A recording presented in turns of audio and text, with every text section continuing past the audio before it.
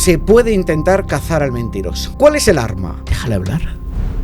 Déjale hablar. Ni se te ocurre interrumpir a una persona que creas que te está engañando. Todo el mundo miente. Yo no conozco a nadie que no mienta y además me baso en investigaciones científicas para decir esto. Se ha estudiado incluso el número de mentiras y son muchas las mentiras que todo el mundo a diario decimos. Para el cerebro es muchísimo más difícil mentir que decir la verdad. ¿Se puede hacer una radiografía o la anatomía de la mentira? La primera expresión es la que vale. Vuestro gesto apaciguador de estrés. Todos tenemos el nuestro. Típico de chicas, cabello y joyas. Los chicos, mucho la cara y el cuerpo. Luego tenemos miradas de huida. Cuando el cuerpo no puede huir, es la mirada la que huye. En la alegría, labios hacia arriba. La tristeza, no os fiéis de las lágrimas. Lo digo por experiencia. ¿Y los mejores mentirosos son mejores detectando mentiras? Cuando estamos tristes, las cejas pegan un latigazo y se nos colocan como yo estoy poniendo los dedos ahora mismo. En el asco arrugamos el morrillo. La sonrisa muy importante es la gran careta de las emociones. Cuando una persona te dice que sí a una pregunta y sin embargo la cabeza hace esto, se llaman deslices gestuales. Es frecuente que una persona cuando miente, sabiendo evidentemente que está mintiendo, suele bajar el volumen. Los gestos de las manos nos acompañan, se llaman gestos ilustradores. Los pies pillan tan lejos de los ojos que los perdemos de vista. Entonces nos delatan los pies. Aquí hay que estudiarlo todo, hasta los pies. ¿Es por eso que en tu libro habla de que se puede detectar a un mentiroso pidiéndole que haga un dibujo? El distanciamiento corporal en un cara a cara suele suceder por temor, por incomodidad, los ademanes de fuga. Imaginemos que me haces una pregunta que es incómoda para mí, que yo te quiero engañar y entonces extrañamente se me ve cómo hago esto. Alerta. ¿Aguantar las ganas de orinar nos hace mejor mentiroso? Los mitómanos son los que se creen sus propias mentiras. Y en el momento en que te crees tu propia mentira y que consideras que es verdad tu mentira, por aplicación del puro concepto no mentirían, ¿eh? ¿Qué ocurre dentro del cerebro del psicópata? Que se considera superior a ti si te engaña. Si nos mentimos podemos llegar a vivir más. Podemos vivir más e incluso podemos pasar mejor una entrevista o una prueba deportiva. Si tú vas a un juicio y tú vas a decir la verdad, sería mejor que el juez fuera un buen mentiroso. ¿Te gustaría recibir más de esta veintena de libros? Todos ellos son de autores que han pasado por el canal y además están firmados. Van a ser para un único suscriptor y es que vamos a preparar un súper sorteo cuando lleguemos a 100.000 suscriptores. Esto quiere decir que si estás suscrito al canal antes de llegar a 100.000 suscriptores, tendrás la oportunidad de que te llegue este super pack de libros a casa. Y si no habías encontrado motivo suficiente para suscribirte al canal, como es la calidad de nuestro podcast, la calidad de los invitados, ahora creo que sí, esto es un motivo más que suficiente. Y por favor, suscríbete al canal solo haciendo un clic. ¿Es el ser humano mentiroso por naturaleza? Sí. Seamos radicales. Sí que somos mentirosos por naturaleza, los seres humanos, pero hay que tener en cuenta lo que significa el verbo mentir y que hay muchas personas que realmente lo entienden de una manera siempre negativa. Yo digo que está sobrevalorada, la verdad, y yo sé que esto a mucha gente puede que no le guste o que no esté de acuerdo, pero antes de criticarme, esperar que lo explique. Mentir, según la Real Academia Española de la Lengua, o sea, no que lo diga yo, sino el concepto de mentir, es decir lo contrario de lo que se piensa, de lo que se sabe o de lo que se siente. De tal manera que siempre que digamos algo diferente a lo que realmente estamos pensando, sintiendo o entendiendo lo que sea, en ese momento estamos mintiendo. ¿Qué ocurre? Que en la mayoría de los casos el ser humano miente mucho y a diario, con mentiras intrascendentes, mentiras que se las suele llamar piadosas y que yo llamo benevolentes. Ejemplo. Por ejemplo, estoy acordando de un amigo mío que me dijo, no, en mi casa tenemos prohibido mentir. Me dijo. Dije, me das mucho miedo. Cuando un día vaya por tu casa y todo el mundo me suelte sincericidios. Y dije, oye, ¿tú qué harías en este caso? Tú imagínate, este es un caso que me ha pasado a mí. Tú imagínate que una amiga tuya ha tenido un bebé, vas a visitarla, le llevas unos bomboncitos, unas flores, y de pronto la abuelita te enseña el bebé en brazos y según le ves, dices, madre de Dios, qué feo es. ¿Qué lo vamos a hacer? Hay bebés guapos y bebés feos. A ti personalmente te parece muy feo. Pero la abuela te pregunta, ¿qué te parece el bebé? Y ahora, a todos los que estéis pensando que siempre decís la verdad, ¿qué contestaríais? Y no me vale, como me han dicho mucha gente, no, es que eso no es mentir. Sí, eso es mentir. Lo que ocurre es que habitualmente las personas confundimos lo que es mentir con la intención de mentir. Y se piensa y se cree que mentir siempre es con mala intención. No, no, no. La mayoría de las veces mentimos con buena intención, simplemente para que las relaciones sociales fluyan. Bajáis de vuestra casa, os encontráis al vecino que hace un cierto tiempo que no le veis, y bajáis que habéis discutido con la pareja, os duele la tripa, vais a tener líos en el trabajo, y os pregunta el vecino, bueno, ¿qué tal? ¿Qué le decís? Bien. Bien. Ahí vamos. Ahí vamos, bien. Estamos mintiendo también, en ese caso.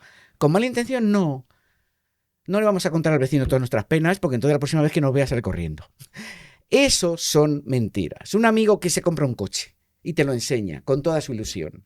¿Te gusta el coche? ¿Qué le dices? Vaya porquería, qué feo es. O le dices, ah, qué bonito. Aunque luego te vas a casa y dices, madre mía, qué coche más feo. Bueno, vale. Son mentiras para que las relaciones sociales fluyan, nada más. Por eso sí que es verdad que el ser humano es mentiroso por naturaleza. Es que si no lo fuéramos, yo creo que nos habríamos extinguido, porque es muy posible que muchas parejas no hayan llegado a tener hijos. Así de claro. Entonces podemos afirmar que todo el mundo miente. Sí, eso es verdad, todo el mundo miente. Yo no conozco a nadie que no mienta y además me baso en investigaciones científicas para decir esto. Se ha estudiado incluso el número de mentiras y son muchas las mentiras que todo el mundo a diario decimos.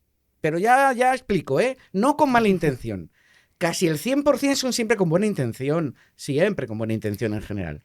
Y más allá de progresar en nuestras relaciones sociales positivamente, ¿qué otras motivaciones tiene el ser humano para mentir? Tenemos muchas. Tenemos desde caer bien a los demás. Imaginemos que nos cuestan las relaciones sociales y entonces puede haber una persona que en un momento concreto exagere una actitud que tiene, un mérito que a lo mejor no le corresponde. Le preguntan, mira, un caso yo creo que bastante evidente. Imaginemos que quedamos varias personas para vernos, nos vamos a tomar algo por la tarde y hay personas desconocidas entre ellas.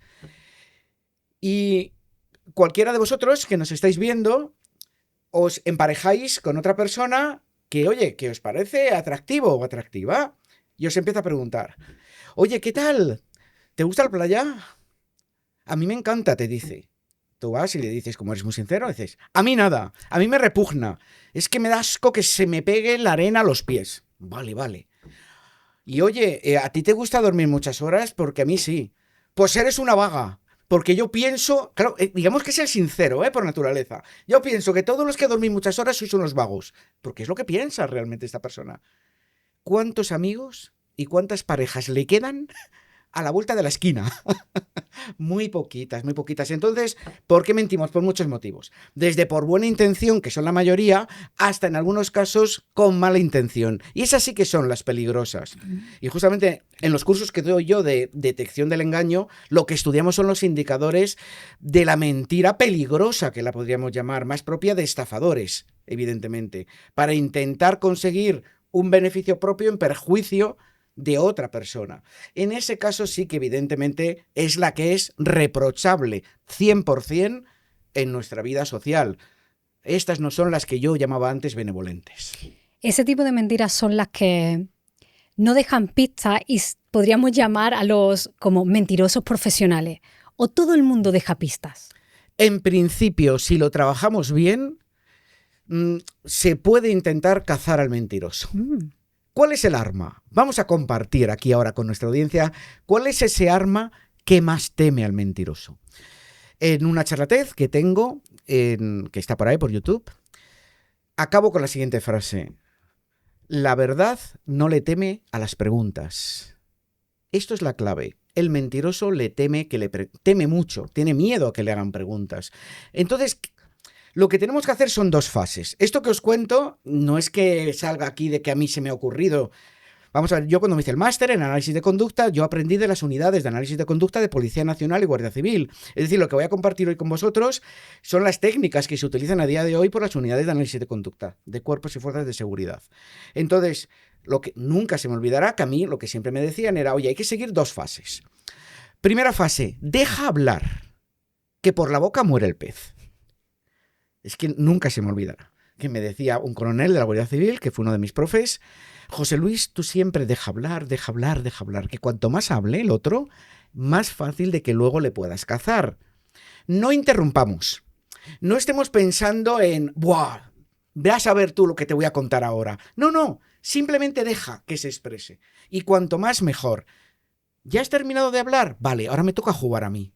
Y este jugar a mí es empezar a preguntarte preguntas sobre el relato que me has contado, pero preguntas a ser posible inesperadas. Porque si son preguntas muy fáciles que se esperara que le vayas a preguntar, las puede traer preparadas de casa. ¿Qué ocurre cuando una persona miente, pero con una historia que has preparado muy bien? Que prácticamente todos sus indicadores pueden ser de verdad. Pero si empezamos con preguntas inesperadas, que evidentemente le sorprenden, ahí lo que tenemos que estar es a cambios en su comunicación. Nosotros en la primera parte lo que hemos hecho es perfilar la comunicación de la persona. ¿Cómo comunicas? ¿Me miras mucho a los ojos? ¿Eres de un volumen alto, de un volumen bajo? ¿De coger velocidad cuando me cuentan las cosas? ¿Eres de mover las manos, es decir, de gesticular? ¿Eres de posiciones corporales hacia adelante o hacia atrás? ¿Mantienes las distancias? ¿No las mantienes? Se llama perfilación directa. Esto es lo primero que tenemos que hacer cuando esa persona habla y la dejamos que hable. Lo que hacemos es, además de escucharla, una perfilación directa de personalidad en ese momento. Para nosotros. Para que cuando llega la segunda parte, si todo se mantiene, si el perfil comunicativo se mantiene, vale, vamos por buen camino. Pero si las preguntas le resultan complicadas de contestar porque la historia era falsa, veremos cómo su comunicación cambia. Y cuando su comunicación cambia y cambia repetidamente y deja varios o muchos indicadores de engaño, ¡alerta! Esto es importantísimo, ¿eh? No mentira. Esto que voy a decir ahora es clave y que valga para toda la entrevista. No existe un gesto, no existe una actitud que podamos decir a nivel matemático, si hace esto me está mintiendo. No. Yo lo que siempre digo es un motivo de alerta, de decir, bueno, cuidado. Simplemente, oye, cuidado porque puede que sea mentira. Esto es fundamental, ¿eh? Fundamental. Entonces, mentirosos profesionales, pues claro. Si fuera solo un gesto, sería muy fácil. Exacto. Engañar a todo el mundo. Exacto. Me lo aprendo y ya. No, pero no solo engañar a todo el mundo, sería muy fácil cazar al mentiroso. Mira, yo he escuchado, si no me miran a los ojos es que me mienten. ¿Qué pasa? ¿Que todo el que no nos mira a los ojos nos miente? Pues no es verdad. Eso está muy relacionado con la personalidad. Las personas extrovertidas somos de interactuar mucho con la mirada, con los demás, pero las personas más tímidas o más introvertidas bajan más la mirada. Mira, un tipo que le conocemos todos es Leo Messi, el exjugador del Barcelona, que en las entrevistas, si nos fijamos, no suele mirar al entrevistador prácticamente nunca. ¿Porque miente? No, porque es tímido. Así de claro. Pero esto generalmente le pasa a muchos futbolistas. Yo que sigo un poco fútbol, cuando llega al final del partido le ponen canutazos. Sí, canutazos. Miran, la mirada nunca está al frente de la cámara ni del periodista. Claro, pero eso puede tener también otro sentido. Y es que tengan que estar pensando en lo que van a responder. Cuando las personas tenemos que pensar, digamos que ir al cerebro a coger el recuerdo, no lo vamos a hacer bien. No lo vamos a hacer correctamente si no te quito la mirada de los ojos. Una mirada directa atrapa muchísimo la atención. De tal manera que justamente es un indicador de engaño cuando una persona no te quita la mirada de los ojos y tiene que recordar algo. Yo voy a poner un ejemplo para que podáis hacer en casa con la gente que vive cerca. Simplemente preguntarle, oye, ¿te acuerdas del otro día el restaurante este que fuimos a comer o a cenar? Oye, ¿cómo estaba decorado? ¿O cómo vestían los camareros? Vais a ver como un instante. O sea, en ese momento tenéis que estar a la caza, mirándole a los ojos a la otra persona. No despistéis con el móvil ni con nada. Mirar los ojos. Verás como hay un instante en que la persona retira la mirada. El cerebro lo necesita para recordar eso que le has preguntado. No es un indicador de engaño, como no es lo de tocarse la nariz, que también lo he oído por muchos sitios. Es que los mentirosos se tocan la nariz. Digo, ¿se les pica? No es. O removerse mucho en el asiento. Los que somos muy nervios nos removemos mucho en el asiento. Lo más importante en detección del engaño y en comunicación no verbal a nivel general no es lo que la gente hace, sino lo que la gente deja de hacer. Esto es clave. Por eso es tan importante, perfila primero la personalidad del que tengas enfrente y cuando haya cambios en su realidad, en su comunicación, es que algo está sucediendo dentro de su cerebro. Mentira no tiene por qué. Es una hipótesis de trabajo, pero no tiene que ser la única. Si yo voy a llevarle una situación práctica en casa. Venga. ¿No? De decir, efectivamente necesito conocer la comunicación de A la ver persona. si la vamos a liar, ¿eh? Vamos a dar herramientas. No quiero divorcios. Y que cada uno, nosotros le dejamos la herramienta que cada uno, si la necesita, que la coja. Eso. Antes del divorcio, llamarme. Para dar paz. Pues estamos en casa y decimos, vale, yo quiero saber si mi pareja, mis amigos, mi familia, mi hijo me engañan. Sí. Pero para eso necesitamos conocer ese perfil comunicativo que tiene la persona, cosa que nunca nos paramos a pensar cómo comunica la persona que tengo enfrente. A nivel práctico, ¿vale? En casa, hogareño, ¿cómo podemos hacer un perfil comunicativo? Pues justamente en casa sería el caso más sencillo, con las qué bien. personas con las que vivimos. ¿Por qué se suele decir que nuestra madre es la que mejor nos conoce? Evidentemente está la teoría de que es quien nos ha hecho nacer. Hemos nacido del vientre materno, evidentemente. Yo soy de la teoría de que eso, sin perjuicio de que evidentemente influya, es porque nos hemos criado a su lado día tras día y año tras año. De tal manera que no ha tenido que hacer un estudio consciente de cómo es mi comunicación. Sabe perfectamente cómo comunico. En el caso de una pareja, pasa más o menos lo mismo. Si ya llevamos años con nuestra pareja, en cuanto haga algo raro, vamos a decir, ¡qué extraño! Si tú no eres así, si tú no me contestas de esa manera, si tú no sueles hacer esto, ¿por qué lo has hecho? Y por favor, nunca, nunca vayamos a la hipótesis del engaño como primera hipótesis, ¿eh? Que puede haber muchas, que puede hacer muchas. Mira, te pongo un ejemplo.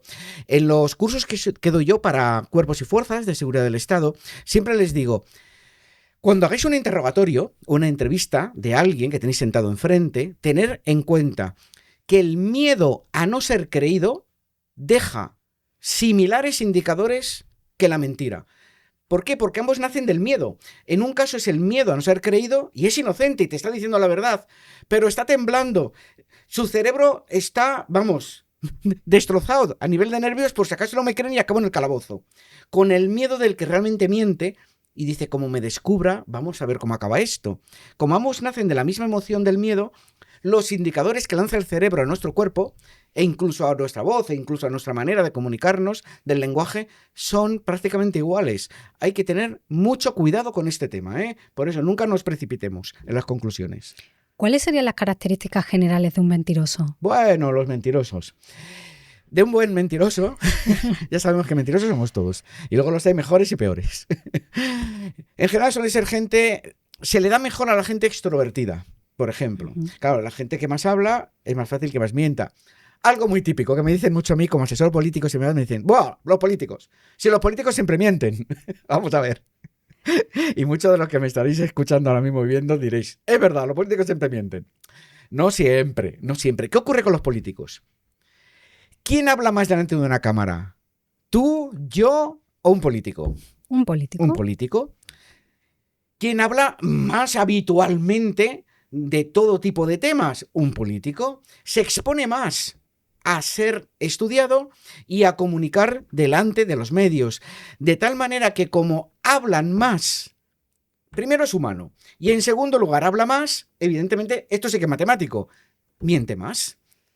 Mienten más, es verdad, mienten más, pero porque hablan más y porque también son humanos. Una persona que hable muy poco, miente muy poco. Es que es un tema puramente matemático, así de claro. Entonces, primero, extrovertidos. Segundo, hay que tener muy buena memoria, ¿eh? Si queremos salirnos con la nuestra en una mentira, hay que tener muy buena memoria. Porque lo que no podemos es contar una película, que me lo pregunten dentro de una semana o dentro de 2 semanas y contar una película con detalles diferentes, porque como sí que tenga buena memoria el de enfrente, va a decir, uy, uy, uy, que esto no me encaja. Esto es fácil que sea mentira también. En general suelen tener bastante don de gentes. Luego los hay que digamos que son más profesionales, como habías dicho tú, del engaño. Los mayores profesionales del engaño son los psicópatas, sin lugar a dudas. Luego están los mitómanos. Los mitómanos son los que se creen sus propias mentiras. Y en el momento en que te crees tu propia mentira y que consideras que es verdad tu mentira, por aplicación del puro concepto no mentirían, ¿eh? Es curioso, es curioso. Tengamos en cuenta que la mentira es decir lo contrario de lo que sabes, piensas o sientes. Si tú crees que es verdad, si yo ahora dijera que estoy en la China y estoy convencido que estoy en la China, no estaría mintiendo, me estaría equivocando, pero no estaría mintiendo. Entonces tenemos los mitómanos, que son los que mienten prácticamente de una manera como si fuera una enfermedad, y luego los psicópatas, que estos sí que saben que mienten, estos son unos profesionales de la mentira, desde chiquitines son profesionales de la mentira. De hecho, uno de los rasgos de la psicopatía es la necesidad de mentir, pero no solo para obtener un beneficio de algo, no, es que le dices, oye, ¿qué tal? ¿Has aparcado? Por tener una conversación nada más empezar. Pues no he aparcado bien porque había mucho tráfico y muchos coches y no podía aparcar, he tenido que dar 4 vueltas y a lo mejor ha aparcado a la primera. ¿Qué ocurre dentro del cerebro del psicópata? Que se considera superior a ti si te engaña y te dice, y él para sí mismo dice, mira, si es que ahora estoy tomando el pelo, ¿por qué he aparcado bien? De tal manera que ellos mienten sobre muchas cosas, son verdaderos profesionales del mentir y son auténticos camaleones los psicópatas. Se dice habitualmente que, bueno, que las personas muchas veces mentimos o nos ponemos una máscara para que no se vean nuestras debilidades. El psicópata se pone una máscara para que no descubramos que no tiene esas debilidades. Wow. Decías que decir lo contrario a lo que sentimos, pensamos, pero ¿y ocultar las cosas? Sí, también. ¿Es mentira? Es una forma de engaño, también es una forma de engaño. El no decir toda la verdad. Cuando cuentas solo una parte de la verdad, sabiendo, ya sabes, como siempre estamos a la raíz del concepto. Tú tienes que saber que realmente estás ocultando una parte. Esto estaría, por puro concepto, sería más engaño que mentira. Esto es prácticamente sinónimo y los humanos lo utilizamos como un sinónimo, pero la Real Academia no la utiliza como sinónimo. Y entonces la mentira sería por todo lo que dices y el engaño sería un concepto mucho más amplio. No solo por lo que digo, sino por lo que me callo también. Entonces también estaríamos jugando dentro de la mentira engaño. ¿Se puede hacer una radiografía o la anatomía de la mentira? En cuanto a la anatomía de la mentira, si a lo que te refieres son a los indicadores que pueda haber de engaño, sí, hay muchos indicadores. Hay indicadores de engaño a través de nuestro cuerpo, a nivel corporal, y a través del lenguaje. Habitualmente son más conocidos los del cuerpo que los del lenguaje, pero cuidado que todos son importantes. Yo siempre digo en mis cursos, metafóricamente hablando, os voy a regalar hoy un álbum de la mentira y os voy a dar muchísimos cromos de lenguaje y cromos de comportamiento, pero el álbum nunca va a estar completo, de tal manera que por muchos cromos que hay en el álbum, nunca podrás tener un 100% de seguridad de que te están mintiendo. Siempre luego tendrás que investigar. Entonces, efectivamente, hay pistas de lenguaje, hay pistas de comportamiento. Si quieres comentamos algunas, ¿eh? Te iba a decir, dame algunos cromos. Claro, algunos cromos. Bueno, pistas del comportamiento. Bueno, pues tenemos algunas como son la que yo he bautizado como el efecto estatua. ¿Qué ocurre con esto? Hay personas, esto se nos pilla mejor los que somos bailones, que digo yo. Y no es que se nos dé bien bailar, ¿eh? No. Es que somos de mucho movimiento corporal y gesticulamos mucho. ¿Qué le ocurre al cerebro cuando miente? Sobre todo cuando le ponemos complicada la historia, complicado mentir. Ya sabemos que a través de preguntas inesperadas. Que el cerebro tiene que estar procesando qué es lo que voy a decir para yo poder convencerte. El cerebro trabaja muy mal en multitarea. Y cuando una persona miente, su cerebro tiene que trabajar en multitarea. ¿A qué me refiero? Que por un lado tengo la historia verdadera, que no desaparece ni es sustituida por la historia falsa.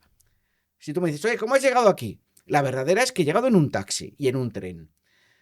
Y yo digo, bueno, voy a contarle una película que sea falsa. Y voy a decir que he venido yo qué sé, en moto.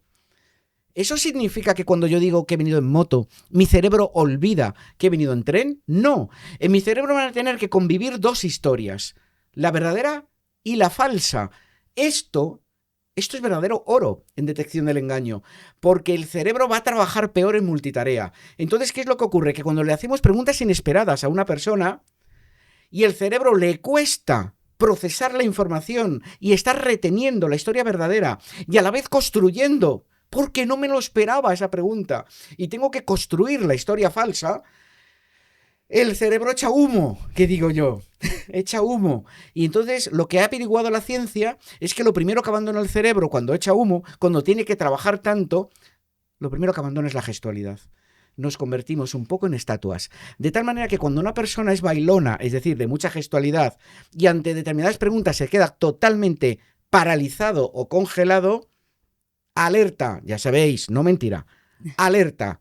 Algo pasa en ese cerebro que le está haciendo congelarse y que en todo lo anterior no se congelaba. Vamos a averiguarlo, si queremos.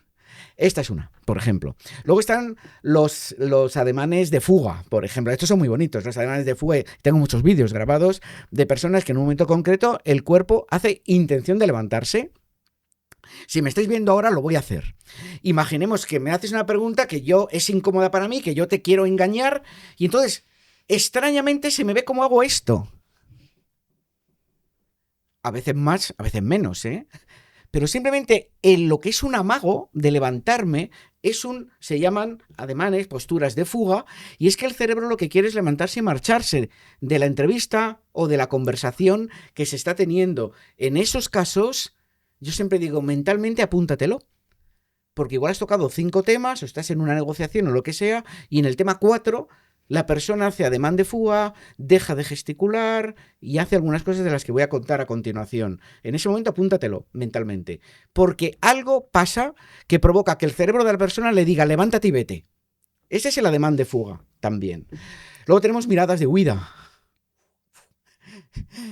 Cuando el cuerpo no puede huir, es la mirada la que huye. Nunca lo olvidemos. ¿Y qué hace la mirada en esos casos? Busca escapatorias. Luego, ¿qué tenemos también? Que el cuerpo de la persona en muchos casos no es que se levante, pero sí que se coloca en posiciones corporales de alejamiento de la otra persona. No se dirige corporalmente hacia la otra, sino que se dirige hacia afuera. Y si se dirige el cuerpo, o sobre todo los pies, porque a veces el cuerpo lo controla el cerebro, pero los pies pillan tan lejos de los ojos que los perdemos de vista. Y entonces nos delatan los pies. Aquí hay que estudiarlo todo, hasta los pies. Si los pies se dirigen a una puerta, eso falla muy poco. Es que la persona se quiere marchar, se quiere ir. ¿Porque me está mintiendo? Eso solo es una hipótesis. A lo mejor quiere ir al servicio, porque tiene una necesidad urgente de ir al servicio. A lo mejor ha quedado con un amigo para ir al cine. Con estos ejemplos, es que es muy importante. Es que no me quiero cargar parejas, ni me quiero cargar amistades. Hay más hipótesis siempre que la mentira. De tal manera, no me voy a tirar a la piscina de la mentira, pero oye, tampoco lo voy a dejar pasar de largo, ¿eh? Me lo apunto y digo, bueno, a lo mejor lo investigo luego.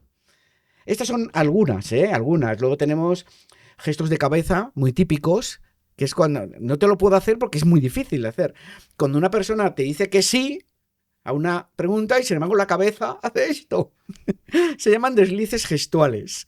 Y yo invito aquí a nuestros amigos a que lo hagan aposta delante de un espejo. Que digan sí, y además haciendo una afirmación sobre algo en lo que ellos realmente creen. Yo sí soy del Real Madrid, del Barcelona, del Atlético de Madrid o de la Almería, me da igual. Que sea verdad. Y cuando digan ese sí, que a la vez intenten negarlo con la cabeza. Van a ver cómo empieza la cabeza a dar vueltas. Es muy difícil. De tal forma que cuando yo estoy preguntando a alguien algo que me tiene que dar y me está dando una respuesta afirmativa y yo lo que veo en ese momento es una negación de cabeza, alerta de nuevo también. Tenemos muchas posibilidades, ¿eh? Y a nivel de gesto, porque no hemos quedado, ya hemos hecho alguno, pero por ejemplo en las manos, ¿hay alguna información que nos traen cuando estamos buscando la mentira? Mirarme. Se llaman gestos manipuladores, apaciguadores, también, adaptadores. Quedaros como con el nombre de apaciguador, de tranquilizador. El cerebro humano, cuando está estresado, lo que quiere es calmarse. La mentira provoca estrés, pero hay más cosas que provocan estrés. Pero la mentira provoca estrés habitualmente en el cerebro de la persona, lo está pasando mal. Y joder, a ver si me vas a pillar, a ver si me vas a descubrir. Y ese estrés se lo intenta quitar el cerebro a través del contacto físico. ¿Sobre qué? Frecuentemente sobre el propio cuerpo. Y también sobre objetos que pueda tener cerca. Pero el del propio cuerpo es muy habitual. Aquí, chicas y chicos, solemos tener algunos más habituales, sin que tenga que ser vuestro caso. Yo os invito a todos vosotros a que intentéis descubrir cuál es vuestro gesto apaciguador de estrés. Todos tenemos el nuestro. Típico de chicas, cabello y joyas. Suele ser el más habitual. El jugueteo con el cabello, el empezar a tocar anillos, la alianza. Es espectacular, la alianza es espectacular. Es muy chivata la alianza del estrés también. Los chicos, mucho la cara y el cuerpo. La ropa que llevamos puesta también. Pero ya os digo, esto, sumado a muchos más indicadores de engaño, sí me puede llevar a decir, oye, cuidado que me pueden estar engañando. Si está aislado, el estrés puede venir por 1000 motivos. ¿Que hay estrés? Sí. Pero a lo mejor simplemente una entrevista a una persona que no está acostumbrada le genera estrés, nada más. ¿Es que te está mintiendo? No. Es que está nerviosito el pobre porque le están entrevistando y no está acostumbrado. Así de fácil. ¿Y cuando alguien se rasca la cabeza? Ese puede ser un gesto manipulador también, de los que estoy contando, pero igual le pica la cabeza. Entonces, por eso digo que hay que tener mucho cuidado con las personas que van dando como soluciones matemáticas sobre la mentira. Es que eso es peligrosísimo. Es peligrosísimo que una persona en un momento concreto diga, si alguien hace este gesto, me están mintiendo. No. Es que hay muchísimos motivos que lo pueden provocar. ¿Tengo que descartar el engaño? No, si no digo que lo descartes. Lo que digo es que no sea tu única solución, que eso es muy peligroso. Tema de brazos cruzados, es decir, esto cuando una persona... Bueno. Lo de los brazos cruzados es el mayor mito que hay en comunicación no verbal. Es el mayor mito que existe. Anda que no he oído yo en todos los lados, eso de que cuando una persona se cruza de brazos es que se pone en barrera, es que se le disgusta lo que está escuchando, es que se pone a la defensiva. Que no es verdad. En primer lugar, habitualmente las personas nos cruzamos de brazos, sobre todo cuando estamos escuchando a otras, por comodidad. Nos ponemos a gustito y muchas veces nos colocamos los brazos encima de hasta de nuestra barriguita. Tan a gusto que estamos así. Eso va a empezar. Segundo, hay casos en que es una posición corporal de autoafirmación, que yo lo rotulo con un porque yo lo valgo. Ejemplos. Si veis la foto de Barack Obama, oficial en la Casa Blanca, es con los brazos cruzados. Si veis la del rey Felipe, que tienen en todos los ministerios de España, es con los brazos cruzados. Y es una pose puesta adrede. ¿Por qué? Porque transmite mucha seguridad. Si os gusta el fútbol... veréis como que a veces cuando nos dan la alineación de los jugadores van diciendo Pepito Pérez y se le ve que echa un paso para adelante, se cruza así como de medio lado, con los brazos cruzados se suele ver una mano siempre en esos casos, mirando a la cámara. Aquí vengo a marcar goles o pararlos, dependiendo del puesto de cada uno. Esto es autoafirmación. Ahora bien, todos los mitos siempre tienen un fondillo de verdad. Y os lo voy a comentar para que sepáis cuándo realmente sí que decir, oye, cuidado con esto, porque este cruce de brazos sí que puede venir derivado del engaño o puede venir derivado de alguna situación que a la persona le está incomodando muchísimo. ¿Qué tenemos que estar? Tenemos que estar a la regla del acción-reacción. Imaginemos que en un momento concreto, imaginemos que yo soy tu jefe en una empresa en la que trabajamos ahí en un edificio precioso, en una torre, tienes un despacho con una vista maravillosa y llega el tonto, el jefe, que soy yo en este caso, que yo cojo ese papel, tú eres la empleada maja, yo soy el tonto, el jefe, y te digo, oye, mira, que te vamos a cambiar el despacho y hemos colocado un despacho que está muy apropiado para ti en el sótano del edificio. En ese caso, evidentemente, si a la persona no le gusta, su reacción inmediata suele ser el cruce de brazos y echar el cuerpo hacia atrás también. Suelen ser esas dos reacciones. De tal manera que siempre en el cruce de brazos tenemos que estar a la acción-reacción. No si en un momento concreto la gente está cruzada de brazos, que nos lo cruzamos por comodidad. Si se provoca como una acción-reacción, en ese momento sí tenemos que decir, ¿qué pasa aquí? ¿Por qué he provocado un cambio postural de cruce de brazos cuando le he dado una noticia concreta?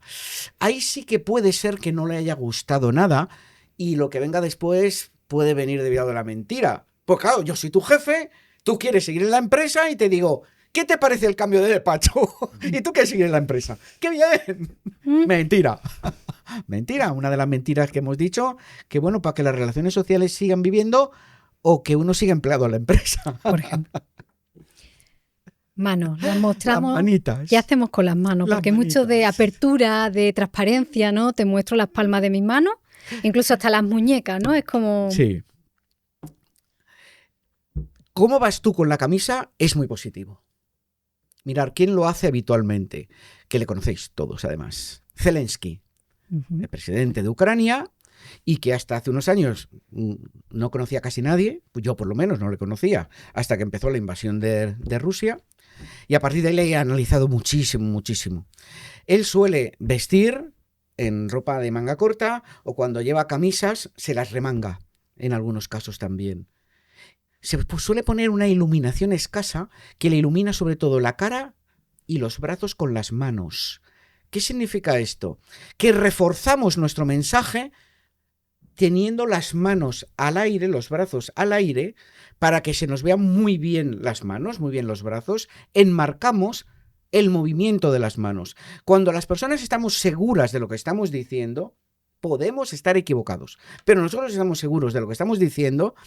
Los gestos de las manos nos acompañan, se llaman gestos ilustradores, y en esos casos es muy importante que las manos se nos vean. Por lo tanto, un consejo, cuando tengáis que defender algo, ante quien sea, por favor, manos libres. Nunca escondáis las manos debajo de la mesa, nunca las metáis en los bolsillos, nunca os agarréis a un lápiz, a una pintura o a un bolígrafo, porque dejamos de utilizar una de las manos, también en esos casos, y al final la máxima es realmente la naturalidad en los gestos. Sobre todo, yo defiendo muchísimo la naturalidad.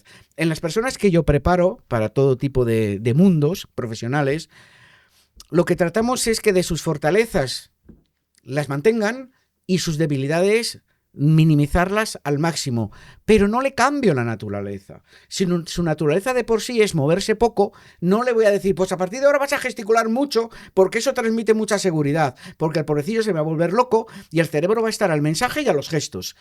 Horrible, horrible. Los indicadores serán de engaño, porque el cerebro se está multiplicando, como ocurre cuando mentimos también. Con lo cual, nosotros tenemos nuestro molde. Tú, yo, todos tenemos nuestro molde. No estamos hechos para el molde de otro. Es importante que siempre mejoremos ese molde, que siempre comuniquemos mejor, pero sin perder nuestra propia esencia y nuestra propia naturaleza. Entonces las manos es importante que se vean, es importante, y soy enemigo completamente de los gestos artificiales. Como has puesto tú de ejemplo, lo de mostrar las palmas de las manos. Y este es un gesto que se enseña mucho a los políticos. Se le dice, no, cuando tú quieras. Transmitir mucha credibilidad. Que no tienes nada que ocultar, muestra las palmas de las manos. Vale, vale. Pero siempre y cuando sea coherente el gesto. Si en un momento concreto dices, oye, mira, a mí jamás he tenido una denuncia por corrupción. Jamás. Bueno, pues este gesto sería correcto. Pero es que, no voy a decir nombres, pero es que hay políticos que les preguntas la hora y te dicen las 5:15. ¡Hombre! Es un poco soy inocente. Exagerando. Esa sería correcta. Esa sería coherente. Ese soy inocente. Pero os aseguro que hay políticos en España y fuera de España que abusan mucho de este gesto porque tiene en principio una connotación positiva, siempre que sea coherente. Ya por curiosidad, saliéndome hasta de la mentira, este gesto político... Las manos en ojiva. Este gesto se llama manos en ojiva o manos en campana. Y se les dice también a muchos políticos, incluso presentadores de televisión, que lo hagan porque transmite mucha seguridad y mucha confianza. Vamos a ver. ¿A ti te sale de dentro? Así de claro. Es que no es natural a nadie. A ti te sale de dentro. Yo el otro día estaba con una amiga en un cóctel después de unas conferencias. Y entonces mi amiga la vi con este gesto hablándome. Y yo, como no me corto, le dije, ¡anda! ¿esto te sale solo? ¿O lo estás forzando? En su caso le salía, ¿eh? Me decía, no, yo tengo por costumbre hacer esto en determinadas situaciones porque me siento más cómoda. Vale, si lo haces porque te sientes más cómoda y te sale solo, ya el cerebro te lo lanza solo, estupendo, muy bien, fenomenal, no te lo cambies. Pero vamos a ver, tenemos políticos. Mirad, os voy a dar 2 ejemplos que los conocemos todos. La canciller alemana Angela Merkel y el expresidente del gobierno José Luis Rodríguez Zapatero. Eran 2 políticos que siempre tenían la costumbre de hablar y de dirigirse a los medios o en sus respectivos parlamentos con las manos en ojiva. Si te sale solo bien, si no, lo artificial, recházalo. ¿Por qué? Porque el problema en comunicación no verbal es que si tú me ves artificial, no es que no me creas a mí, es que mi mensaje lo contamino y no vas a creer lo que te estoy diciendo. Y el tema es que a lo mejor te estoy contando algo que es verdad, pero como dices, uy, qué artificial, ¿cómo me lo está contando? No me encaja, no te creo. El problema es que no te creo afecta al mensaje y contaminamos el mensaje. Por favor, por encima de todo, la sinceridad y la naturalidad. La mentira entiende de registro vocal, es decir, le gusta más una entonación, un ritmo. Sí, le gustan más a algunos.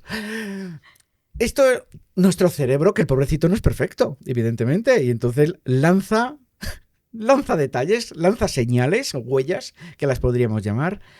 Es frecuente, no matemático, pero es frecuente que una persona cuando miente, sabiendo, evidentemente, que está mintiendo, suele bajar el volumen, suele hablar a un volumen más bajo. Yo, por ejemplo, hago muchos análisis en mi web y demás, y utilizo un programa de estudio de voz para saber en qué momentos pegas picos en lo que estás contando, le estás generando mucho más énfasis, pasionalmente te involucras más en ello, o bajas el volumen en otra pregunta y empiezas a hablar más bajito. Es como si nuestro cerebro se quisiera esconder debajo de la mesa, exagerando, ¿eh? Como si se quisiera esconder debajo de la mesa. Y ese esconderse corporalmente es también esconderse vocalmente. Bajamos el volumen. En cuanto a la velocidad, esto es muy curioso porque depende del caso también. Tenemos personas que puedan tener más interiorizada la mentira, pero oye, cuanto antes te la cuente, menos riesgo tengo de que me pilles. ¿Qué significa de cuanto antes te lo cuente? Que la velocidad aumenta. No es tu velocidad normal. Por eso he comentado anteriormente que es tan importante la perfilación directa de personalidad. ¿A qué volumen, a qué velocidad me hablas? ¿Hay cambios o no hay cambios? Y luego tenemos el otro caso concreto, en la velocidad, el que cuando les hacemos preguntas que son, Dios mío, ¿por dónde salgo? Una pregunta inesperada, ¿qué provoca? Provoca silencios. El cerebro tiene que pensar, ¿y yo ahora qué te contesto? Esto el recuerdo no lo genera, evidentemente.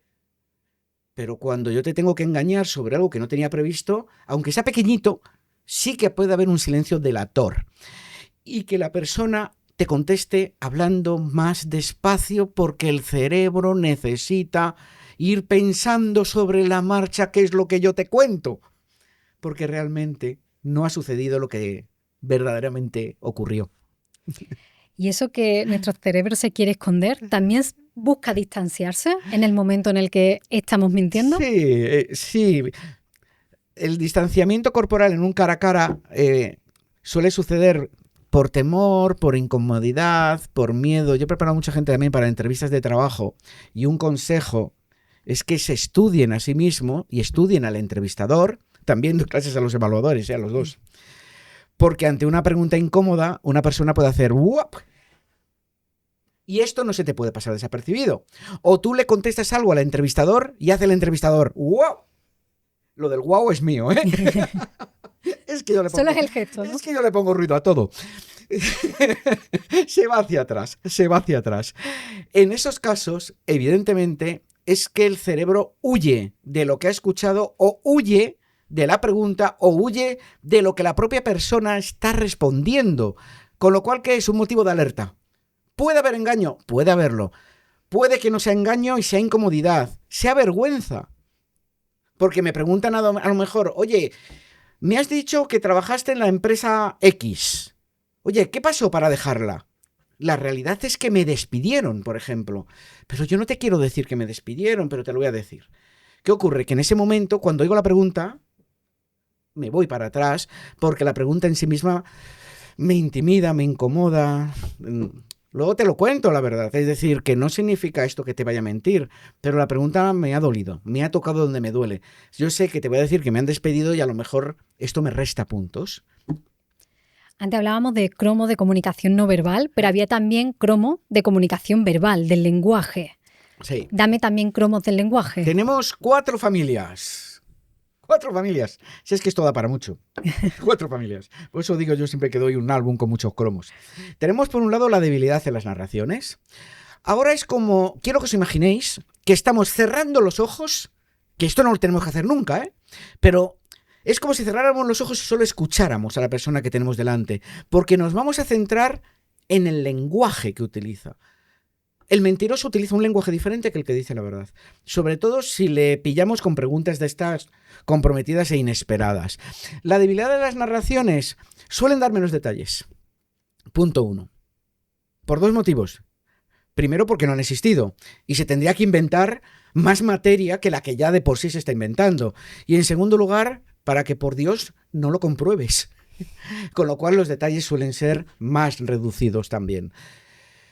A veces hablan mucho y te cuentan muchas historias que son verdaderas. Pero luego dices, vamos a ver, de lo que yo le había preguntado, no me ha contestado nada. Por eso yo en los cursos que doy para periodistas siempre les digo lo mismo. No te vayas con su respuesta, porque puede estar evadiendo la pregunta. Reconduce su respuesta a tu pregunta, si quieres. Tráetelo de nuevo a tu pregunta, a ver si consigues que no se escape. Porque sería un indicador de engaño en estas debilidades de las narraciones. Uno muy divertido que hace nuestro cerebro. ¡Ay, pobrecito nuestro cerebro! Son los refuerzos de credibilidad. Imagínate, esto que voy a hacer parece un absurdo, pero os aseguro, ¿qué pasa? Que me preguntas, oye, ¿cómo has venido aquí? Aquí a nuestro estudio de grabación a la entrevista. Y yo te digo una mentira, te digo que he venido en moto. Un refuerzo de credibilidad sería, he venido en moto. Que lo sepas, he venido en moto, O sea, he venido en moto. Dice, este es tonto. ¿Para qué me lo tiene que decir 3 veces? Cuando una persona nos conteste, y no lo haga habitualmente, repitiendo varias veces la misma respuesta, alerta. Porque ¿qué ocurre? Que el cerebro intenta ganar por cantidad lo que no gana por calidad. Como yo sé que mi historia es falsa y yo mismo no me la creo, intento que tú se la creas repitiéndotela. Os aseguro, en mi web tengo vídeos incluso de ministros de gobiernos de España que han repetido por refuerzos de credibilidad respuestas en las que realmente no creían.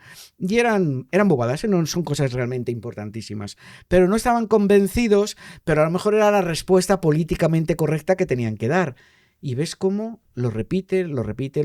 Mirad, un ejemplo que me estoy acordando ahora y que además le sentó bastante mal y me puso bastante verde. Cristiano Ronaldo, en un análisis que hice para un programa de televisión, me llevan, esto fue hace años, el presentador le pregunta, oye, ¿estás tranquilo con el tema de Hacienda? Se acababa de abrir una investigación sobre Cristiano Ronaldo y el tema de Hacienda. Respuesta, que sepas que estoy tranquilo, muy tranquilo, estoy muy tranquilo. Vamos a ver. Es como la bobada mía de la moto de antes, pero ahora con Hacienda, que es bastante más peligrosa. Esto es un refuerzo de credibilidad. Una entrevista de 1h30 que no has repetido nunca tu respuesta, cuando la repites solo una vez sobre ese tema, lo que generas no es mayor fortaleza en tu respuesta, sino mayor debilidad. Estás intentando justamente fortalecerla repitiéndola. Yo me acuerdo que en el programa yo dije, esto no significa que defraude Hacienda. Lo que significa es que lo de que si tiene miedo a Hacienda, pues parece que sí puede tener miedo a Hacienda, pero como podemos tenerla muchos, si llaman a la puerta y dicen, soy el inspector de Hacienda. ¡Ay, Dios mío! ¡Ay, Dios mío, que he metido la pata por algún lado! Bueno, este es un refuerzo de credibilidad. Esta es una familia, la debilidad de las narraciones. Luego tenemos el lenguaje de distanciamiento. Este es muy curioso. Como nuestro cerebro no ha vivido la historia que ha contado, tenemos la tendencia de distanciarnos mucho de esa historia, como si hubiéramos sido un testigo, un tercero, de lo que nosotros mismos estamos contando. Y en muchas ocasiones no utilizamos la primera persona del singular. No te digo, yo he venido en moto. Dice, pues, él vino en moto. Digo, ¿cómo que él? O sea, esto os aseguro que hay entrevistas que tengo grabadas donde el propio entrevistador le dice, ¿cómo que él? Si te estoy preguntando a ti. Sí, yo. Pero lo primero que le sale es una tercera persona.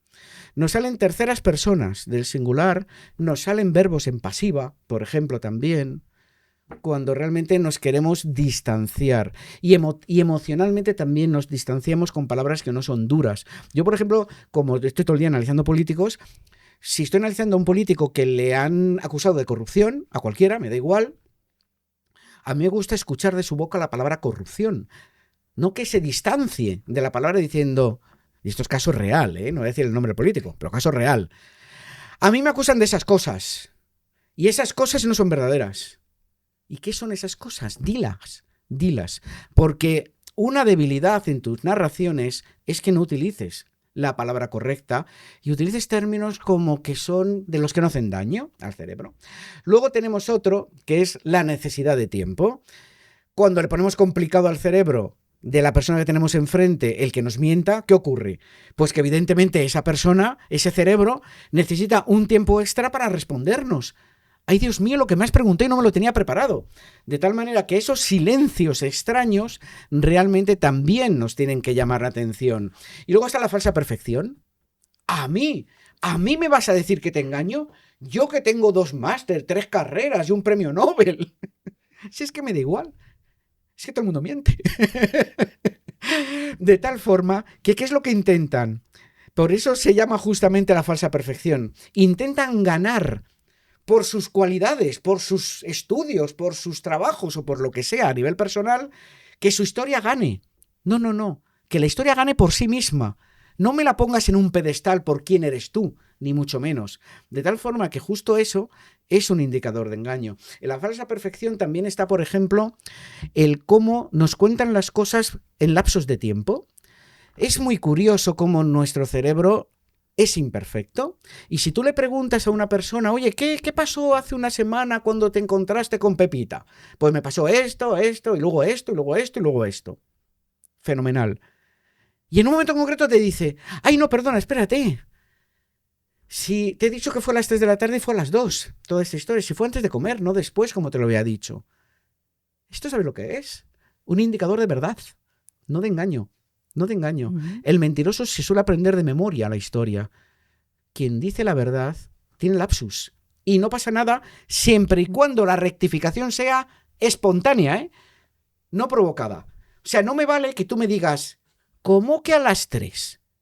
Si a las 3 me ha dicho Menganito que te vio en no sé dónde. Ah, no, fue a las 2. Ay, no, eso no me vale. Eso no me vale. Porque esa es provocada. La que sí me vale como indicador de verdad y que los mentirosos se piensan que cómo van a rectificar, no, pues es un indicador de verdad. Es justamente no cambiar la historia, pero sí cambias un detalle, como puede ser la hora, por ejemplo. Pues eso curiosamente es un indicador de verdad. Como es muy divertido, una alumna mía, que es directora de recursos humanos en una empresa bastante importante del IBEX, se había quedado un puesto de trabajo libre, un puesto de un ejecutivo muy importante. Y entonces en una entrevista de trabajo, pues allí fue pasando mucha gente, uno en concreto le dio el currículum, lo estaba viendo y como ha pasado por mis cursos, vio que tenía muchos indicadores de engaño. Entonces dijo, vamos a poner a prueba con este punto que se puede hacer con un currículum. Oye, quiero que me digas desde la empresa, me la voy a inventar, Coca-Cola, me la invento, que se me pasa ahora por la cabeza. Oye, desde la empresa Coca-Cola, cuéntame tu historia laboral pero hacia atrás. Decirlo mentiroso, que te cuente la historia en orden inverso, le explota la cabeza. Se la aprenden en orden, no en orden inverso. ¿Cuál suele ser la reacción? El cabreo. La reacción suele ser de enfado.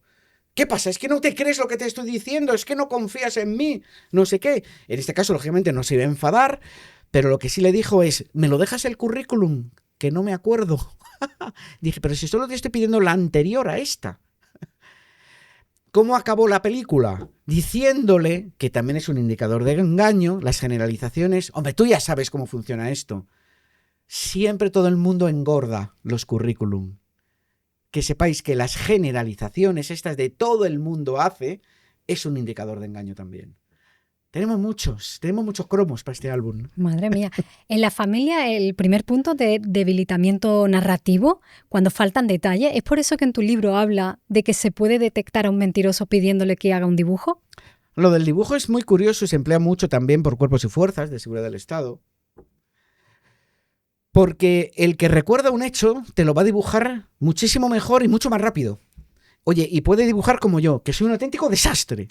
Desastre dibujando. Igual que en las manualidades. Un desastre. Pero sin embargo te lo dibuja con rapidez. Igual luego hay que interpretarlo, pero te lo dibuja con rapidez. El mentiroso le va a costar mucho dibujarlo porque realmente no tiene una historia gráfica de lo que ha pasado. Porque no ha pasado.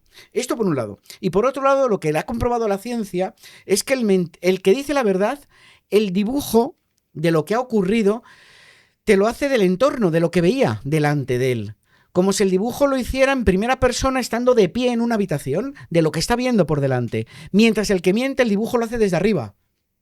Porque se lo está imaginando cómo es toda la escena. Pero siempre, por favor, tener en cuenta lo que he dicho en un principio y que no me cansaré de repetir, a riesgo de ser pesado. Todo esto son indicadores, no señales seguras de que la persona miente. Son realmente indicadores de decir, oye, cuidado con lo que me están contando, simplemente. Y podemos también detectar cuando una persona nos miente emocionalmente, es decir, no está diciendo que está bien o que le hace ilusión un cambio, sí, pero en el fondo por dentro está cabreado, está triste, está... Esa, os voy a decir una noticia buena y una mala en este tema. Es mi favorita, que conste que es mi favorita, ¿eh? Mirar, cuando nuestro cerebro siente con intensidad una emoción, la ciencia ha determinado que son la alegría, la tristeza, el enfado, la sorpresa, el asco, el miedo, y hay parte de la ciencia que habla también del desprecio. Esto viene de cuando no utilizábamos el lenguaje hablado, el lenguaje sonoro. Activa unos músculos en la cara de manera automática e inconsciente para que tú me entiendas que estoy triste, que estoy enfadado o que algo me ha sorprendido. Esto viene de cuando no utilizábamos la palabra. ¿Qué ocurre? Que eso lo heredamos generación en generación hasta el día de hoy y lo seguimos haciendo. Y cuando la parte emocional de nuestro cerebro siente con intensidad una emoción, la cara lo va a decir. Esta es la noticia buena. Os aseguro que se puede pillar a todo el mundo. Esta es la buena. La mirada no es el reflejo del alma. Espera. Es la cara, la cara. Es la cara, no es la mirada. Pues ahora quiero saber. Espera, que ahora vamos a la parte mala. Está la parte buena. Esto es como todo. La parte mala es que si el cerebro racional quiere engañarnos, la pista a través de la activación muscular de la cara sí que va a salir, pero va a durar un cuarto de segundo. Porque es más rápida que la parte racional. Pero tampoco es tonta. La parte racional del cerebro llega rápido a paralizar el movimiento muscular o hacer otro para engañarte. Ejemplo, ¿sabes que han despedido a Manolo? Tú por dentro te alegras porque te cae fatal. Es que te cae fatal, Manolo. Pero, hombre, no está bien que me digas a mí, ¡qué bien! ¡Hala, que se vaya al paro! Bueno, está bien eso. ¡Ay, pobrecito! Con lo que yo le apreciaba. Vamos, mintiendo como una bellaca, me entiendes aquí. ¿Qué es lo que ocurre en la cara? Que primero va a haber una microexpresión, se llaman microexpresiones estas, de un cuarto de segundo, de alegría. De alegría, porque tú te alegras por dentro. Pero inmediatamente el cerebro racional salta, que podríamos decir para frenarlo, y poner la cara que quiero que me veas, de tristeza. Ay, pobre, con lo bien que me cae a mí. Con lo cual va a haber dos emociones contradictorias ante la misma noticia, ante el mismo estímulo. ¿Qué tenemos que hacer? ¿Cuál es mi consejo?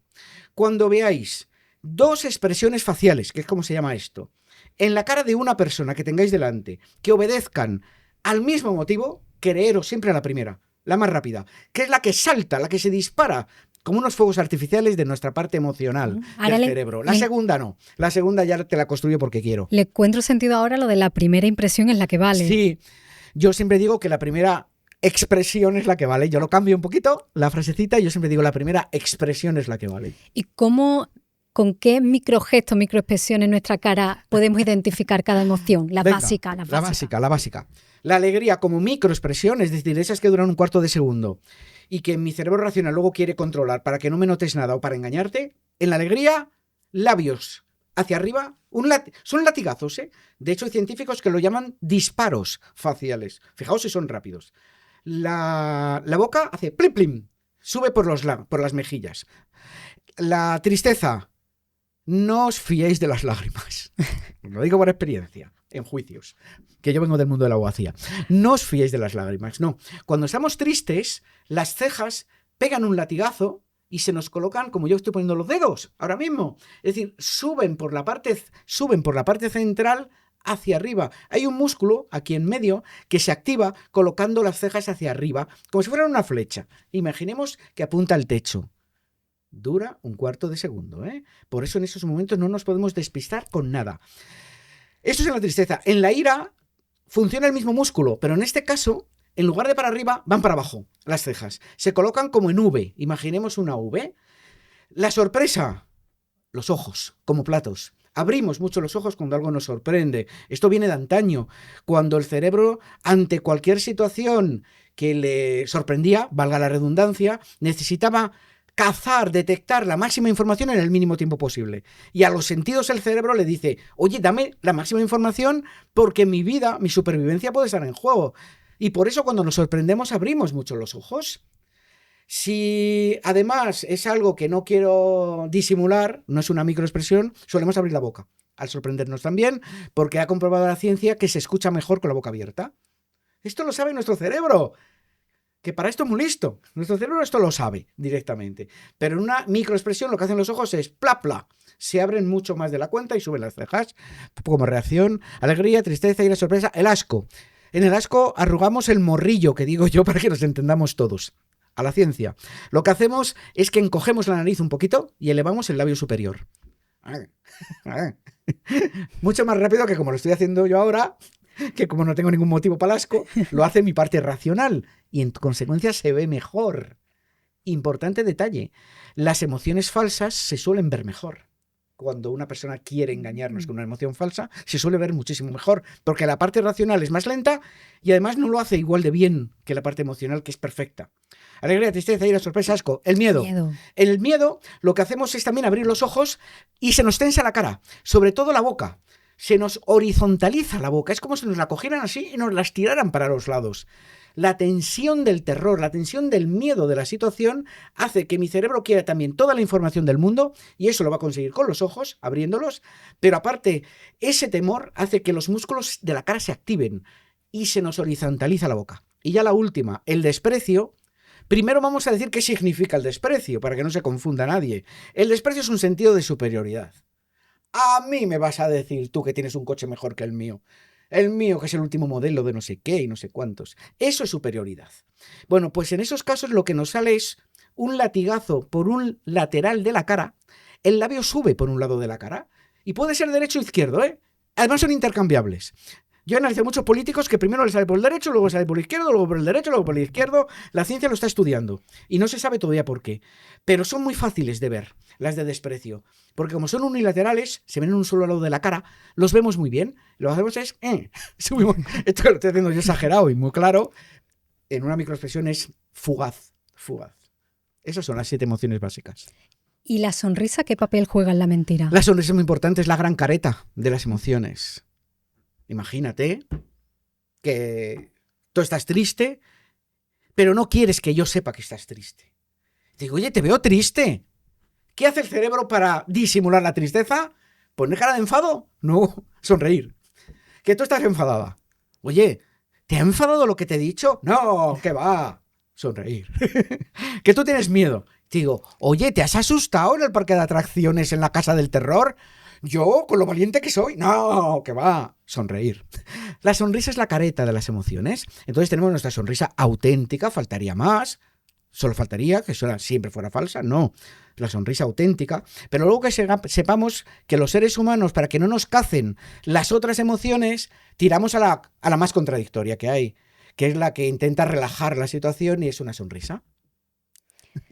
Leí algo en tu libro que me pareció extremadamente curioso. Y es que aguantar las ganas de orinar nos hace mejor mentiroso. Yo de hecho ponía en el libro, es que de verdad que los científicos como son, es que ¿a quién se le ha ocurrido hacer esa investigación? ¿Quién estudia esto? ¿A quién se le ha ocurrido? Esto es igual que cuando yo en las noticias leo, pues para la investigación de no sé qué enfermedad han detectado que si juntas la corteza de la naranja con un pétalo de margarita, por poner algo que me estoy inventando, resulta que tiene un efecto positivo para no sé qué enfermedad. Digo, ¿a quién se le ha ocurrido? Bueno, pues eso es igual. Ha habido científicos que han estudiado el tema de aguantarnos la gana de hacer pis, la orina, ¿Qué pasa? Que en ese momento el cerebro trabaja mucho más. Hay un sobreesfuerzo a nivel cerebral, a nivel cognitivo que se dice. ¿Qué es lo que ocurre? Cuando ya el cerebro está sobreesforzándose a nivel cognitivo, se está ya trabajando y entrenando para la mentira, que requiere ese mismo cerebro que se esfuerza a nivel cognitivo, de tal manera que una cosa ayuda a la otra a la hora de mentir. Y luego hay un tema muy curioso, por ejemplo, que no tiene nada que ver con la orina, pero para salirnos de esta historia. Y es que a los aventureros se les da mejor mentir. Fíjate qué curioso. A los aventureros que son amantes de la adrenalina, de la aventura, la mentira conlleva su adrenalina. Para que no me pilles también. De tal manera que se suele decir que los aventureros son mejores mentirosos, por ejemplo. ¿Les suele gustar más? ¿Y los mejores mentirosos son mejores detectando mentiras? Sí.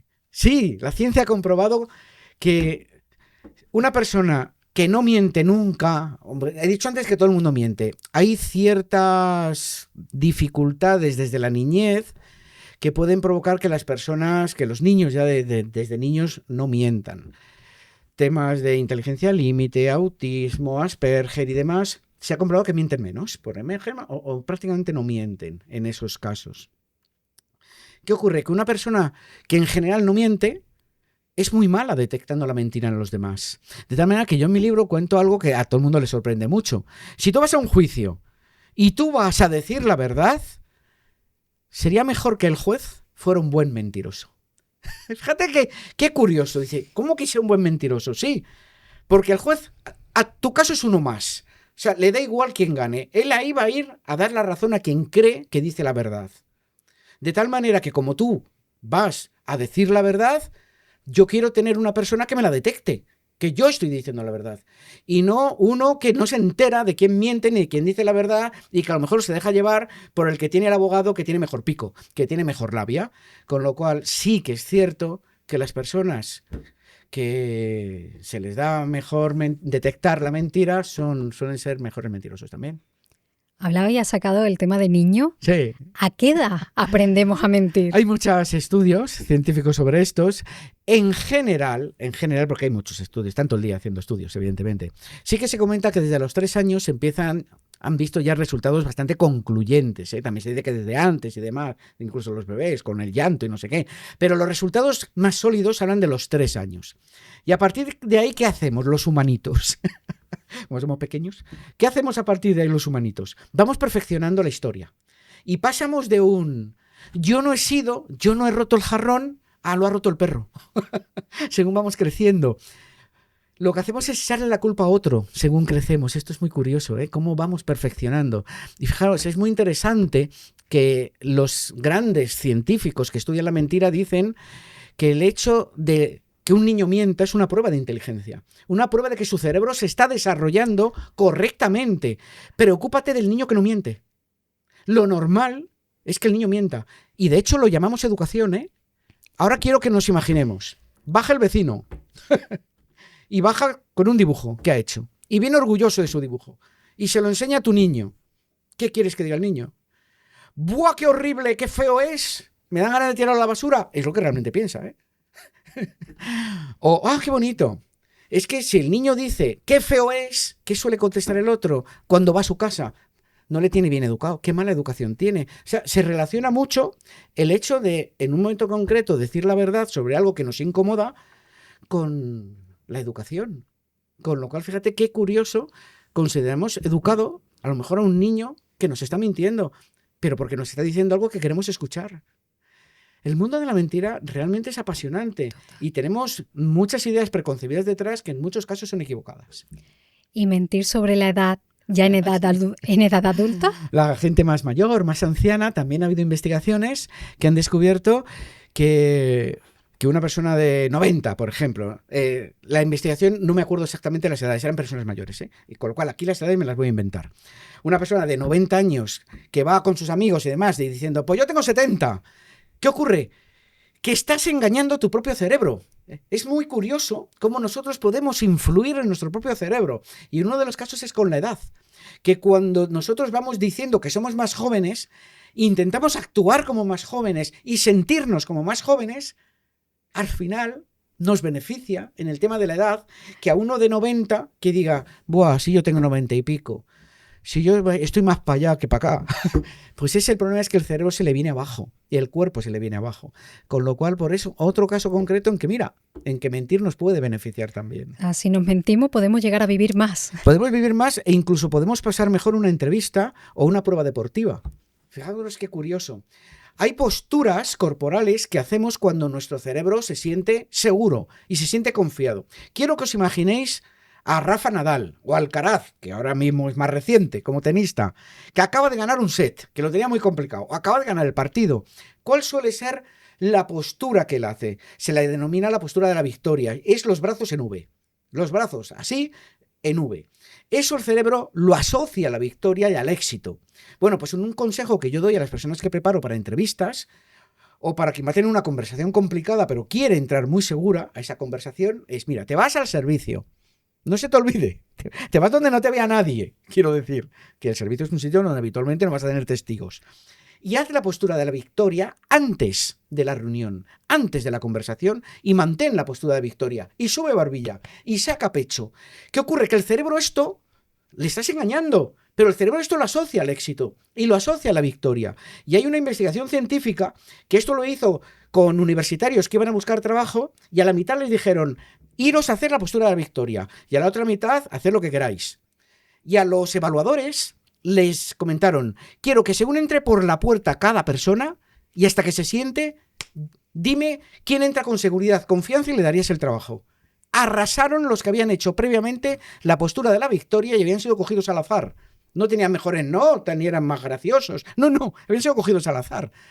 Podemos influir sobre con nuestro propio cerebro engañándolo. Podemos engañarnos a nuestro propio cerebro para ser mejores también. Yo lo que veo es que le damos mucho trabajo al cerebro con la mentira. Ay, pobre, claro. El cerebro con la mentira... ¿Hay algún estudio, algo que se haya demostrado o estudiado que la mentira tiene un efecto X en nuestro cerebro?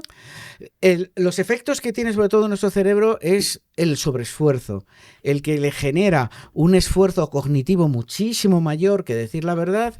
Si yo tengo que contarte algo que me pasó ayer que es verdad, es un recuerdo que yo llego, le cojo el recuerdo y te lo cuento tan a gusto, tan relajado. Pero si yo te tengo que contar una mentira, como he dicho antes también, dejando a un lado la verdad, la ciencia ha comprobado que la primera historia que quiere sacar el cerebro es la verdadera, siempre. Entonces yo siempre digo que hay que atar y amordazar la historia verdadera para que no escape. A veces saca la patita, pero para que no escape. Y a la vez tengo que construir la falsa, esto le genera mucho estrés al cerebro. Entonces sí que hay estudios, pero además son todos coincidentes, que mentir genera muchísimo estrés al cerebro. No es fácil mentir, es mucho más fácil decir la verdad. Y para que a un detector de mentiras no le hagamos trabajar tanto a nuestro cerebro mirando todos esos microgestos, microexpresiones, ¿hay alguna manera de hacer que el mentiroso se exponga él solito? Déjale hablar. Ni se te ocurre interrumpir a una persona que creas que te está engañando. Ni se te ocurre interrumpirle. Tú déjale hablar, fase 1. Fase 2, hazle preguntas abiertas. ¿Cuál es una pregunta abierta? Oye, ¿cómo iba vestido? Eso es una pregunta abierta. Y termina con preguntas cerradas. En caso de ser necesarias, que lo ideal sería que no fueran necesarias. Una pregunta cerrada es... ¿Y esto qué te ocurrió? ¿Por la noche? ¿Esto te ocurrió en una calle donde no había gente? ¿Sí o no? Lo que se contesta con un sí o un no se lo pone más fácil al mentiroso. Lo ideal es que el mentiroso se lo tenga que trabajar. Y eso se lo tiene que trabajar y es más complicado para su cerebro cuando la pregunta es abierta. Oye, ¿esto dónde fue? ¿Y cuándo fue? ¿Y quién había delante? ¿Y qué había? ¿Qué viste? ¿Qué sentiste? O sea, cuando se lo tiene que trabajar el cerebro, ahí es cuando se lo pones complicado. Una persona que dice la verdad no vas a notar ningún cambio en su comunicación. Una persona que miente vas a decir, uy, qué curioso, ha cambiado completamente la comunicación. Alerta, ya sabéis, alerta. Y para buscar esas alertas, ¿cómo serían esas preguntas inesperadas que nos ha hablado varias veces en la conversación? Pues las preguntas son simplemente... Tú has estado muy atenta a la historia que te está contando la otra persona y según ha terminado de contar la historia, entra con temas que no te ha contado, que sí están relacionados con el tema. Evidentemente no te puedes preguntarle cosas que no tienen nada que ver, ¿no? Si están relacionados. Pero tú crees que esto no se lo espera. Y en consecuencia es lo que puede provocar que la persona y su cerebro sobre todo tenga que trabajar muchísimo más para ver cómo responderte a ese imprevisto que no se esperaba. Ante todo requiere mucha atención por nuestra parte, ¿eh? Si queremos cazar, y ese cazar ya sabéis con comillas, a un mentiroso. ¿Mentimos más por canales electrónicos que cara a cara? Mentimos por todos lados. Mentimos cara a cara, mentimos por WhatsApp, mentimos por correo electrónico. Se puede mentir de muchísimas maneras, se puede mentir de muchas maneras. Por ejemplo, por los WhatsApp, las investigaciones que se han hecho sobre ello es que cuando estamos leyendo el WhatsApp de la otra persona, son indicadores, cuidado, porque es que además no estamos viendo a la otra persona. Por lo tanto, lo que voy a decir puede tener una perfecta justificación por otros motivos. Una persona que tarda mucho en contestar. Una persona que escribe y borra. Una persona que rectifica lo que nos ha puesto y lo va cambiando constantemente. Cuando no sale fluido el relato, serían indicadores de engaño.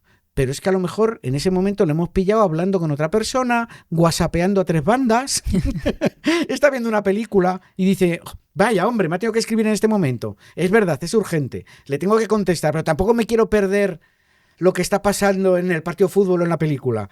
¿Qué ocurre? Que tarda más, que se puede equivocar con letras y demás. No le estamos viendo, es muy importante, para que no saquemos conclusiones precipitadas y equivocadas. Serían simplemente indicadores de decir, bueno, pues esto luego ya lo comprobaré en un cara a cara, que será más fácil. ¿Cómo funcionan los polígrafos? ¿Te gusta a ti como herramienta para detectar mentiras? Suma. Uh-huh. Suman. Todo suma en esta vida. En general, todo suma. Los polígrafos suman, pero no son la panacea ideal de decir, qué gran detector de mentira. Te pongo un montón de parches por todos los lados. Ya sabéis que es una máquina que consiste en que te ponen como muchos adhesivos conectados con cables, dicho así en términos muy vulgares. Nos los ponen por muchos sitios del cuerpo para detectar nuestras palpitaciones del corazón, nuestra sudoración, nuestro grado de ansiedad, nuestra tensión nuestro grado de tensión.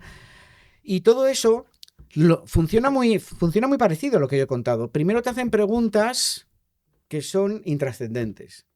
¿Eres de Madrid? ¿Estás casado? ¿Te gusta el fútbol? Es decir, cosas en las que se supone que no vas a mentir. Y luego ya iban estudiando las gráficas para luego empezar con el tema en cuestión y ver si esas gráficas cambian o no cambian. Es la misma idea. Entonces, siempre suma. Pero no hay que confundir utilidad con exactitud. ¿Son útiles? Sí. ¿Son exactas? No, simplemente suman. Y es un detector, yo considero que no es un detector de mentiras propiamente dicho. Es un detector de cambios fisiológicos y que no son perceptibles a simple vista en la persona. ¿Podemos engañarnos a nosotros mismos? Bueno, tantas veces nos engañamos a nosotros mismos. Ay, si todavía me quiere. ¿Cómo me va a dejar si todavía me quiere? Y la amiga al lado dice, oye, que no, que de verdad que no te quiere, que sí que me quiere. Yo qué sé. Y como eso, 1000 cosas. Me compro un coche fabuloso y digo, ¡wow! Es magnífico y es comodísimo. Me he comprado con mi mujer otro día unos cojines que son muy caros. Yo le digo a mi mujer, es que, joder, cuando me apoyo en ellos son mucho más cómodos. Esto es el típico... Es fácil que sean como los demás. Pero, joder, son tan caros que yo me lo justifico diciendo, oye, pues parecen más cómodos. Nos engañamos muchas veces a nosotros mismos. Pero si estamos convencidos de lo que nos estamos diciendo, en sí mismo no sería un engaño ni sería una mentira. Ya sabemos que el engaño o la mentira va porque nos contamos algo que nosotros conscientemente sabemos que no es verdad. En la mentira... En diferencia de la verdad, en la mentira hay 2 caminos. Y la persona elige un camino, pero sabe que tiene 2. En lo otro es una equivocación. Y solamente tiene uno. ¿Equivocado? Sí, equivocado. Yo estoy ahora mismo en la China, en esta entrevista. Estamos en la China. ¿Equivocado? Sí, equivocado. Pero sin embargo no mentira, porque solamente coges un camino, el que tú crees que es real. Hablamos al principio de la entrevista sobre sincericidio y vuelvo a traerlo Sí. porque hay verdades que duelen. Y mucho. ¿Dónde estaría para ti el límite entre la verdad y el Uf, es sincericidio. muy difícil. Yo siempre doy importancia a no hacer daño a los demás. Que hay personas que yo he debatido mucho el tema de la mentira con muchísima gente, de los que me dicen, no, yo digo la verdad siempre. Duela lo que duela. Digo, hombre, pues a lo mejor no hay necesidad. A lo mejor no hay necesidad. Es que vamos a un hospital. Estamos viendo a un amigo nuestro en el hospital que le vemos que, está muy mal, pero que muy mal, muy mal. Y su madre nos dice, ¿cómo le ves? ¿Qué le dices? ¿La verdad? ¿A este le quedan 2 telediarios? O le dices, oye, pues yo parece que le voy viendo un poco mejor. Oye. Me lo esperaba peor. Me lo esperaba peor. O me lo esperaba peor. Y a lo mejor le ves muy peor, muy peor, muy peor. Es decir, que yo lo considero en no hacer daño innecesariamente a los demás. Es decir, otra cosa es que en un momento concreto le tengamos que decir una verdad a una amiga o a un amigo para evitarle un daño superior, que es distinto. Pero es que hay mentiras innecesarias que lo único que provocan son daños. Y esto va muy en cada uno de nosotros, y respeto las opiniones de todo el mundo. Pero a mí no me gusta hacer daño a los demás. Entonces prefiero a lo mejor una mentira piadosa, de estas que yo llamo benevolentes, a una verdad que machaque la vida a otra persona. ¿Y este gesto? Cuando te pones la mano en el corazón como has hecho ahora, Sí. José Luis. A ver, ni me he dado cuenta. O sea, es que es lo bonito. Yo ya me estoy entrenando, Lo bonito, muy bien que lo hayas observado. Yo os invito a que hagáis lo mismo. A cazar comunicación no verbal, que es apasionante y es adictivo, ¿eh? La mano al corazón. La mano al corazón suele ser uno de los gestos de mayor compromiso que hay, de mayor aprecio, de mayor agradecimiento. Por ejemplo, una persona que en un momento concreto ha dado una conferencia o ha dicho algo, la gente le está aplaudiendo y está muy agradecido. Y entonces se lleva la mano al corazón. Tiene que ser rápida. Como sea demasiado lento, el llevarte las manos al corazón suele ser falso. Yo estaba muy en contra, yo fui un gran luchador durante la pandemia, de cuando se dijo que había que sustituir por el tema del acercamiento social y demás, y el no darse la mano y todo eso con un llevarte la mano al corazón. Digo, joder, yo estoy en contra completamente, porque es como cada vez que veas a un vecino o a quien quiera decirle un te quiero, devaluamos el te quiero, devaluamos el valor del te quiero. Si este es el gesto que más aprecio lanza hacia los demás, ¿cómo le voy a dar a que pierda todo el valor haciéndolo a todo el mundo que pasa por delante cada vez que le salude? Al vecino, al no sé quién, al no sé cuál, al que me trae al fresco y a todos con la mano al corazón. Al final, si esto lo hubiéramos cogido de costumbre, se habría devaluado, habría perdido todo su valor, este intrínseco de aprecio y de agradecimiento que tiene. Y esta última pregunta voy a ser un poco, más profunda. No tiene por qué tener una respuesta única. ¿Crees que el mundo iría mejor si mintiésemos más o si mintiésemos menos? Hay alguna película, incluso, no me acuerdo del título, pero incluso hay una película por ahí, lo que hace es un escenario donde todo el mundo dice la verdad. Hay investigaciones de unos matemáticos que han cogido 2 escenarios, en uno donde todo el mundo dice siempre la verdad. Y otro donde la gente miente como se miente actualmente. Es decir, en general, mentiras benevolentes en el 90 y tantos %. La primera civilización desaparecía. ¿eh? Y la segunda mantenía y prosperaba, la segunda, con mentiras benevolentes. Lo que hemos comentado, las relaciones sociales se basan en muchos casos en mentiras benevolentes. ¿Te gusta la playa? Sí. Hay programas de televisión de parejas que los sientan a una mesa a cenar en un restaurante y son maravillosos para ver cómo cuando a uno le gusta a la otra persona y demás, ¡ay, a mí me gusta mucho la playa! ¡Ay, a mí también, a mí también! Yo lo que he visto a lo mejor es una microexpresión de desprecio. Digo, a este no le gusta nada la playa. Pero se lo quiere ligar. Y así fluyen las cosas. Y luego, si todo eso va para adelante y al final se llevan muy bien y tienen hasta niños y todo, en algún momento le dirá, pues mira, a mí la playa no me gustaba tanto. Pero a lo mejor si te hubiera dicho al principio que para ti era tan importante la playa y todavía no conocías mis cualidades maravillosas que te iban a enamorar, pues me habías dejado. Pero gracias a eso conseguimos seguir adelante como pareja, por ejemplo. Entonces, el mundo es mejor con las mentiras buenas, con las mentiras piadosas. Las otras son terribles. Imaginaos todos que a las personas se nos encendiera una luz roja aquí, en mitad de la frente, cuando mentimos. Y ahora imaginar que vais a hablar con vuestros jefes, con vuestros compañeros, con vuestros pretendientes, futuras parejas que queréis, o pareja actual, hijos, yo qué sé, todo. y la luz roja aquí cada vez que mientan. Vamos a ver qué pasa. Peligroso, ¿eh? Peligroso y Peligroso. sufrimiento. Claro. Ver cuántas veces nos mienten. Exactamente, y sufrimiento, porque además es que ya te digo que la mayoría son mentiras piadosas. Qué guapo es el bebé, qué bien, todo el mundo contento. Con ese qué guapo es el bebé, todo el mundo contento. Que qué guapo es el bebé, pim, pim, pim, pim, pim, pim, bombilla roja. ¡Ah, te parece feo, mi niño! Bueno, que la hemos liado. Que la hemos liado. José Luis, muchas gracias por ser tan claro, tan práctico. Y aunque todavía estoy en primero de detección de mentiras, yo diría que te he visto disfrutar en esta charla porque Sí. te has reído muchísimo Sí, y te lo has pasado bien. Contigo, fenomenal, fenomenal. Es un disfrute estar en esta entrevista contigo. Todo Porque tiene sentido. Todo siempre tiene sentido. La verdad y la mentira, como estamos viendo, también tiene su sentido. Por lo tanto, oye, un placer y encantado de estar contigo y con todos vosotros siempre. Pues muchas gracias. A ti.